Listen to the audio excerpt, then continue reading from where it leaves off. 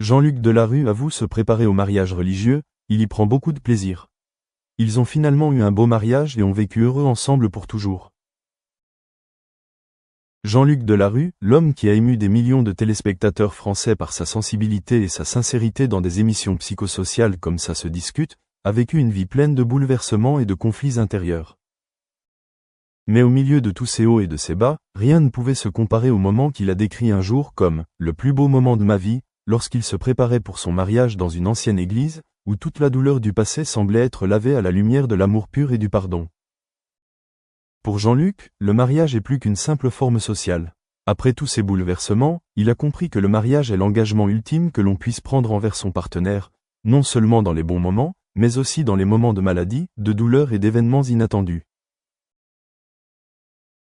Se marier à l'église était un rêve qui semblait autrefois inaccessible, étant donné sa jeunesse remplie de scepticisme à l'égard de la religion et de l'engagement.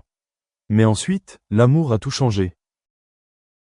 La femme que Jean-Luc a choisie comme épouse lors de cette cérémonie solennelle n'était pas seulement une compagne, mais une sauveuse.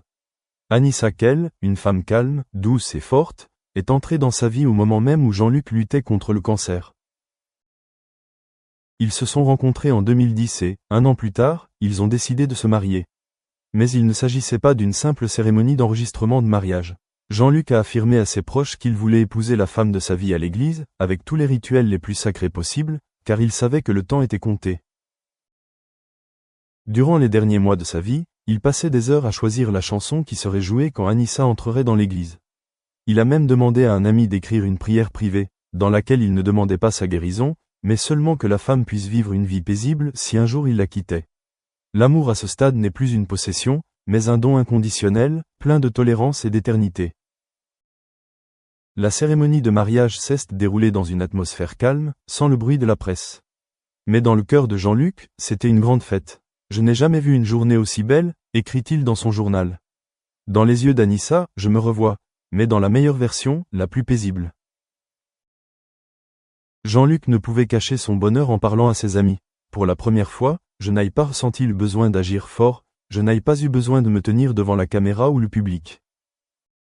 J'ai juste besoin d'être moi-même, et elle aime le vrai moi. C'était une libération après des décennies sous les projecteurs de la télévision, où il cachait souvent ses insécurités et ses traumatismes d'enfance.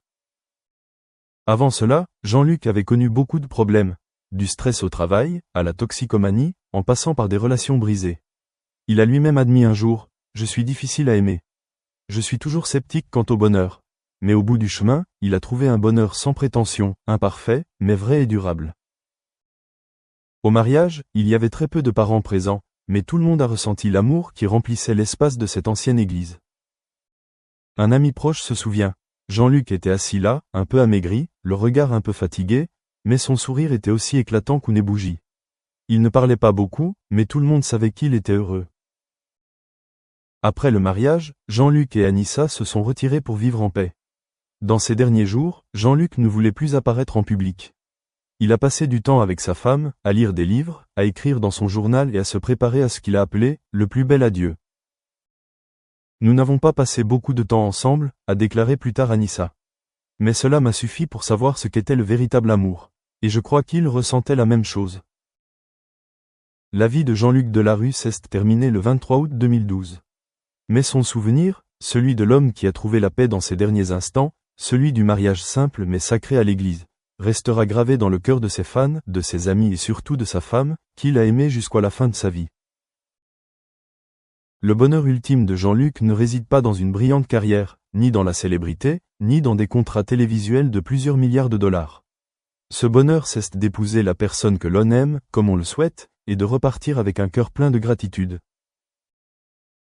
Jean-Luc Delarue, visage incontournable de la télévision française tout au long des années 1990 et 2000, a laissé une forte empreinte non seulement par son talent d'animateur et sa capacité à connecter avec les téléspectateurs, mais aussi par son parcours personnel tumultueux, des projecteurs aux ténèbres de la maladie, de la solitude au bonheur final avec la femme qu'il aimait si profondément.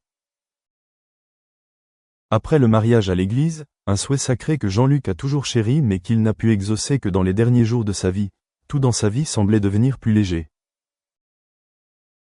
Il a refermé de vieilles blessures, les ragots qu'il avait abattus, les tourments personnels des relations brisées et le passé difficile avec ses proches. Le mariage de Jean-Luc et Anissa fut court, mais profond, compréhensif et rempli d'amour. Dans ces derniers mots, il écrivit « J'ai toujours pensé que je mourrais seul, mais elle, d'une manière ou d'une autre, m'a sorti de l'obscurité. Non pas par des mots, mais par sa présence, par son acceptation de moi tel que j'étais. » Jean-Luc n'est plus un homme occupé et stressé qui doit toujours maintenir une bonne image dans les médias. Une fois marié, surtout après la cérémonie à l'église, il vécut plus simplement que jamais. Universities, because there are students who very clearly know what pathway they want to be on, into which job roles they want. And for those that are less clear, we can have more generic skill sets that help them build up mastery of skills that will be useful to them in the workplace. And so we're seeing a great interest in this, particularly with the drive to employability and helping with student employability. And the reason we're developing that is because that's what we're seeing is becoming high in demand from our university partners. Presumably there's another layer to that where you're looking at their relative scores when they are assessed, when they complete these different sections. So you can start to look at where, not so I would say natural capability, but we're just generally areas where they're strong and where they're less strong might be able to form a feedback loop that gives them better advice. Absolutely. We can do that within the skill sets, but also for universities, we can allow universities to look over all the learners on their instance of Coursera to see where are the skills that are mostly being developed. Maybe students have a natural propensity for certain types of skills, and you're seeing they're not really developing the skills that we know are necessary or in demand, and how can we present them something that can help them develop where we're seeing this deficit.